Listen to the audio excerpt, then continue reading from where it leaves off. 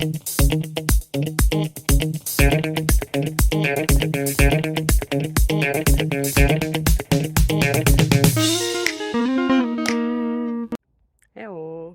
So today is sports day, so it's time to do something for us, for our body, and of course for our mind. So how about this next question?